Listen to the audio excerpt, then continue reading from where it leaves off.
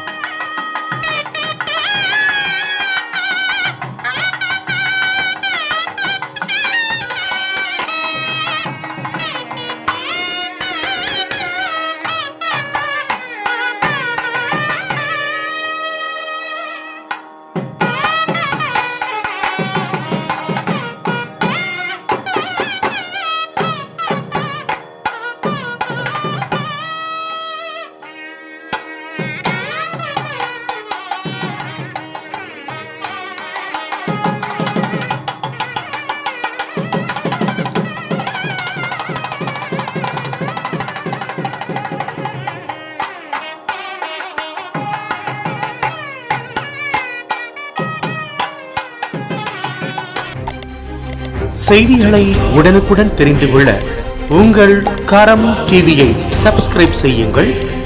அதோடு பெல் பட்டனையும் கிளிக் செய்யுங்கள்.